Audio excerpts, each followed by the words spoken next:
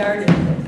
Cecilia was born in Santiago, Chile. She travels the world with her works. She now lives in both New York City and Chile. She's a rare poet, a rare presence, and that her work has a profoundly transformative effect on those who encounter it.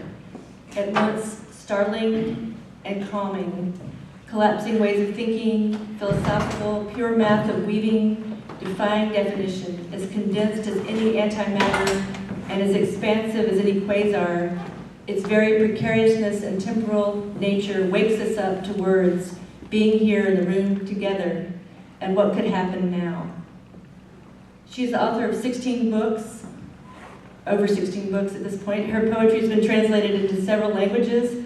Her titles include books like Instan from Kelsey Street Press, Sabor a Mi, which is back on the table, which was published in 1973, 2 months after the coup in Chile, and it's reprinted now by Chain Links. There's Unraveling Words in the Weaving of Water with Elliot Weinberger. There's the Keep poem, The Precarious, the Art and Poetry of Cecilia Vicuña from Wesleyan that she has every year. Yes, that's one of my favorites. It's an upside-down book, interviews and articles on one side, documentation and poetry and art on the other. There's a lot of websites that she is constantly weaving anew, including Torn Sound and Oisi, 2 of her projects she's doing with James O'Hearn. And we're here to celebrate especially Spit Temple, which is the selected performances of Cecilia Vicuña just out from Ugly Duckling, which is the first overview of her work with the performance, and sort of documentation and notations from all her performances over the past few decades. And it has an introduction by by Rosa Alcalá, and a poetic memoir by Cecilia in it. So there's multiple years of installations and films like Concon, the ultimate eco-poetics film of the beach in Chile, where she did it with some of her early sculptures that she showed here last year. Detritus on the Beach that looks like it could be fruitfully read alongside Richard Tuttle sculptures or the work of Ana Mendieta. Her sonic play, I hear dialogue with likes of people like Julie Patton. There's also a vast and growing archive of her work in all kinds of forms.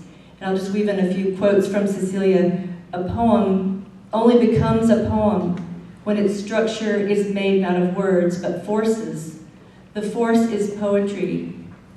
Everyone knows what poetry is, but who can say it? Its nature is to be felt, but never apprehended.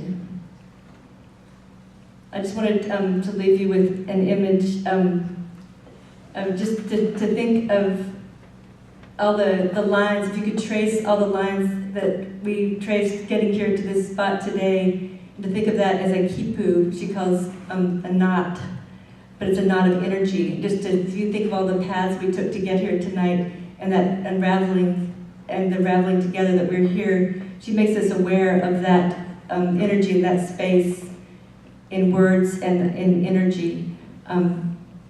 She says, so I tied it temporarily, just like that. Sing the introduction, she said. We are here to celebrate a deep intertwining of word, sound, presence.